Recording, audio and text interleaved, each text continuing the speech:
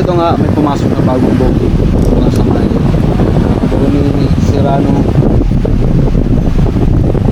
Pupunta siya ng Manila.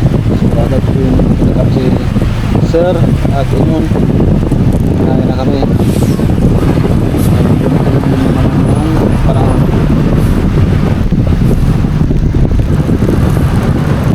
so habang ako nagmamaniho ay may napansin ako kay Sir na parang panay untog ng helmet niya sa likod ko. So nakita ako parang siyang inaantok. Yung feel ko nga parang natutulog na siya sa likod. Sa ganyang sitwasyon guys, so ano ba dapat natin gawin? So paki-comment naman nyo guys mga paps kung anong technique ang ginagamit nyo para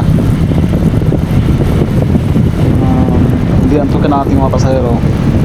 So kung pag-usap ay hindi naman ako walang kwento sa mga pasahero, nakapokus talaga sa pagmamahan nyo. So pag kanyang mga sitwasyon, ano ba dapat natin gawin?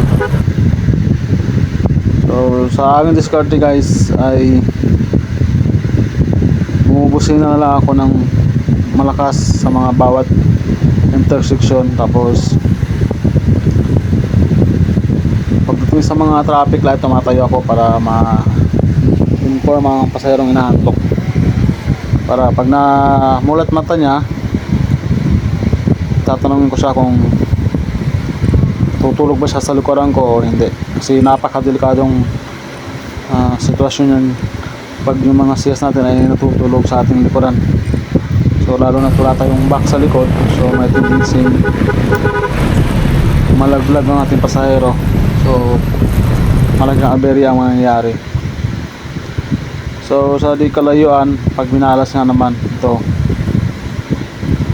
napalatan pa tayo ng gulong at medyo walang vulcanizing dito na malapit. So sabi ko sa pasahero ko,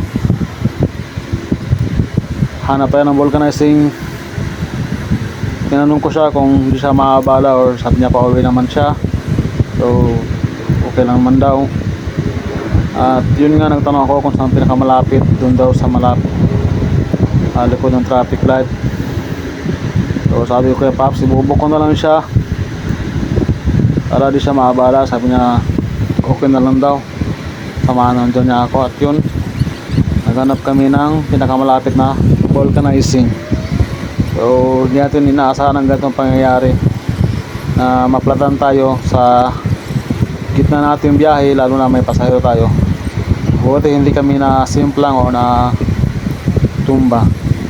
So agad tinamaan niya ako ng aking pasahero kung paghahanap ng mga vulcanizing.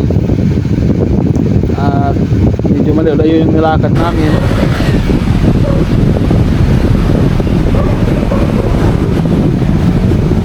At yun, may nakakita kami sa kabilang kalye, nakapagturo sa amin dun daw sa kabilang kalye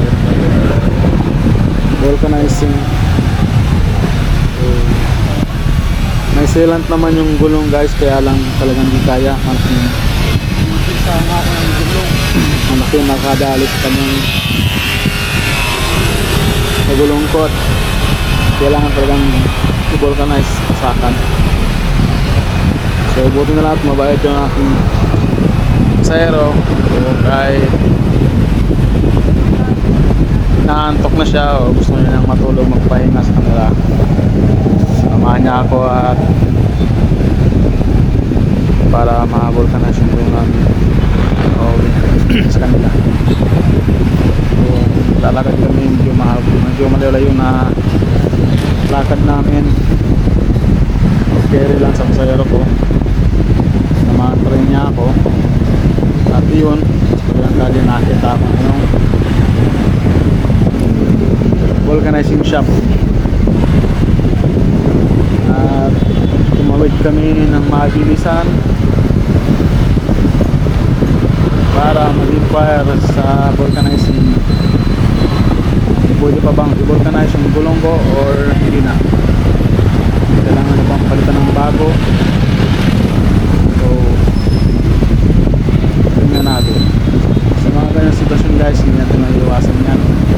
So salamat na rin tayo kay God dahil safe kami na paano